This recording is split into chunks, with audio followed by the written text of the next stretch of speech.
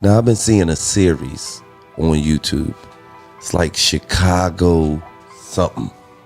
And they do a whole documentary on one person. I'm talking about, I sat in the crib one night, I watched 40 of these motherfuckers.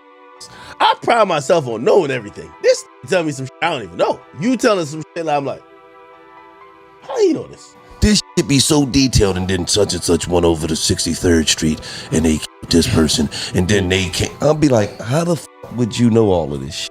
Every video I see, I be damn, I be mad as hell. I go, another video. They give y'all Gang, another video dangerous. every day. We don't know what Von done did, man. Let that man sleep. Why go throwing alarm clocks in graveyards? Like, we can't drop pieces of the puzzle and then get mad at y'all for picking up those pieces and trying to make an actual pitch out of it. I'm looking for the truth. I'm looking to get as close as possible by looking at the tweets, the lyrics, the police reports, to get as close as possible to the truth. There's a lot of people who they'll be like, yo, we're community leaders in Chicago. And you ask them, so who's responsible for this violence? They will never say, the rappers. In 2012, Chicago changed the world forever when drill popped off, and as a result, in the following decade, this scene has developed an extreme cult-like following that extends way beyond the music. There's a subsection of the internet obsessed with everything Chicago drill related. There are online communities dedicated to discussing every single detail about what happened in the streets of Southside Chicago. If you look hard enough on Instagram and Twitter, you'll find pages dedicated to showing surveillance footage of extremely graphic violence captured on film. And when it comes to YouTube, the never-ending appetite for drill content has led to the formation of a $1 million industry around producing content covering it. There are YouTube channels pulling tens of millions of views documenting drill topics, and former rappers, associates of rappers, and even mothers of rappers taking advantage of this audience to start channels of their own and monetize as well. The fact that a genre that peaked in the early to mid-10s is still getting this level of attention today is hard to believe, and the lengths fans are willing to go for information is insane. So in this video, we'll take a look at the internet's unreal obsession with Chicago drill.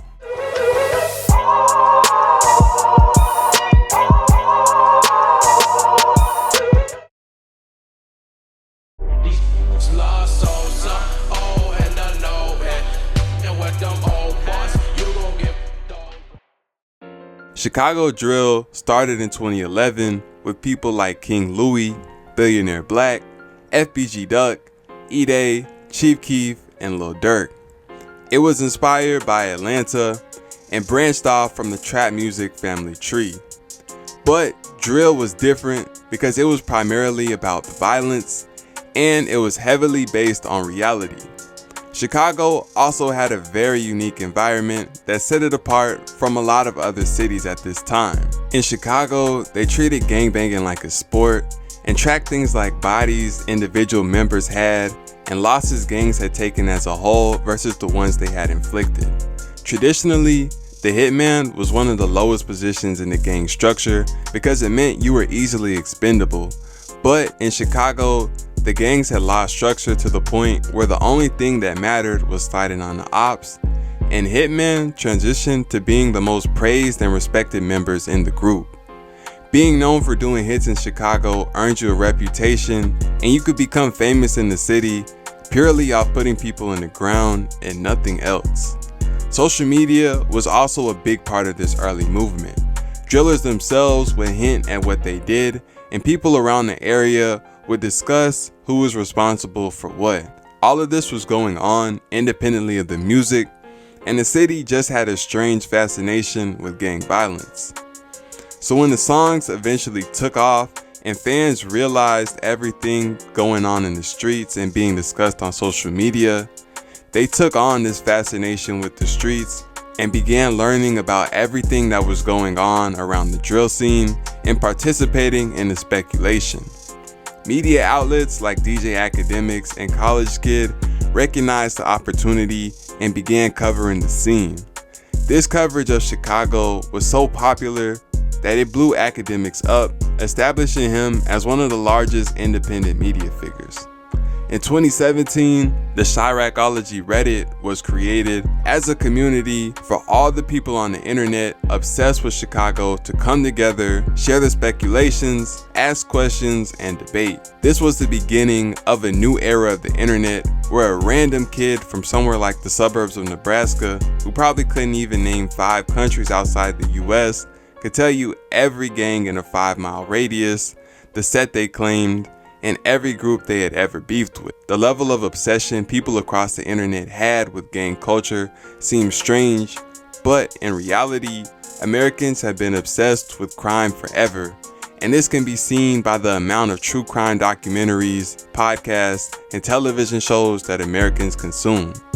Figures like Al Capone and John Gotti are more famous than the majority of presidents, and even people like Ted Bundy and Jeffrey Dahmer have documentaries and fan clubs.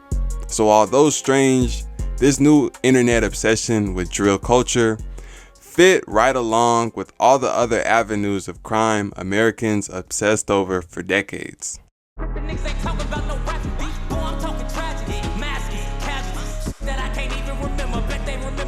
After Chiraqology, countless other Reddit communities followed, and some of the biggest have been New York State of Mind and Cali Bangin'. By 2020, there was so much information that channels began piecing it together and producing long-form content on all types of figures in the Chicago drill scene. Despite drill music being intertwined with the streets, there was a level of separation between rappers and the actual drillers. The majority of drill rappers were a part of the action, but for the most part, they weren't the ones racking up all the bodies. King Von was one of the first people to bridge the gap between drill rap and actual drilling. He was a known hitman in Chicago, but his introduction to the hip-hop world was songs like Crazy Story and Took Her to the O. And up into mid-2020, a decent amount of rap fans knew who he was, but hardly anybody outside of Chicago knew his crazy background before rap. So when videos came out about his past in the streets, and the stories matched up with the music, he began to blow up even more. These YouTube channels continued on from Von, leaving the rap world altogether, solely focusing on drill, but still seeing extreme success. Channels began covering people like K.I., D-Rose, and 051 Melly, with reputations similar to Von as far as their activities in the streets. And these videos began pulling crazy amounts of views. In August, FBG Duck, King Von's main op on the music scene, had his life taken, and the media coverage of this situation brought even more eyes onto the scene and more fans who became spectators of the drill world that extended outside of music. In November, King Von had his life taken, and given the fact that he was already an up-and-coming artist with a crazy backstory, his death basically took him to a superstar level of fame to the regular rap world, and to the Chicago drill-obsessed fans on the internet, his passing basically made him a mythical figure. As a result, his past, along with all the other Chicago drillers, hit an all-time high in terms of interest across the internet.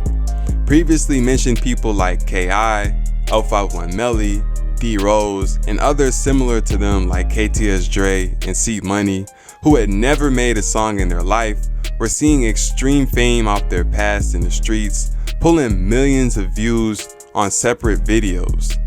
Some channels were remaking videos on the same people with virtually the same stories and still seeing crazy success. It seemed like there was an endless appetite for this type of content. There was a clear demand for information on drill, and smaller media channels began capitalizing off this, spamming interviews with people like Tay600 and Lil Reese, who were not relevant musically, but established drill figures. Eventually, many of these drill figures began taking advantage of the obsession around drill as an opportunity to make content of their own to capitalize off of it directly. Tay600 began streaming, telling stories about the old days on the drill scene. King Yella, another rapper, began uploading videos regularly, speaking on Chicago topics, and FBG Butta made a channel and started doing the same. Even people not really known for rapping, like FYB J-Man, Tay Savage, and J Hood, were able to get on camera talking about the drill scene and quickly pick up a following. People even wanted to hear from the moms associated with drill, and after FBG Duck passed, his mother started doing interviews, pulling surprising amounts of views, and she also began streaming, racking up thousands of views on videos of her own. In early 2023, someone with access to Cook County footage began uploading videos of rappers in the county, and fans ate them up, driving all these videos to hundreds of thousands of views, and in 10 months, the channel had a total of 10 million views. In April, Trap Lord Ross dropped a 3-hour documentary on King Von and literally had the entire internet talking about it. The fact that he was able to put together a 3-hour and 36-minute video, mainly about alleged crimes Von had committed almost over a decade ago, was a prime example of the internet's obsession digging through Chicago street rumors to figure out information. Despite it being released over 2 years after Von passed, people were as obsessed as ever, and the documentary took off like wildfire. And despite being taken down and then later re-uploaded, it was able to rack up millions of views in a matter of days.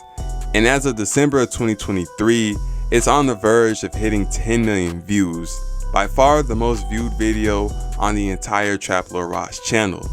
In mid-2023, after Adam 22 went through the drama of losing some of his best talent and getting canceled, he tapped into the internet's obsession with Chicago drill, bringing on basically every Chicago figure he could, including Lil Reese, THF Bezu, J Hood, FYB J-Man, FBG Butta, Prince Dre, Tay Savage, and even Mama Duck. Chicago drill interviews and clips were literally the fuel behind No Jumper for 2 to 3 months. This brings us to late 2023. Chicago drill is still wildly popular. The majority of the interesting stories have already been told, and channels have moved away from producing the long-form content on drillers the way they did in 2020 and 2021. However, people still want to hear from the various Chicago drill figures who have made a name in the content world, and they're still streaming, putting out videos, and doing interviews. Chiraqology currently has 265,000 members, and it appears that the internet's obsession with Chicago drill will not be going anywhere anytime soon.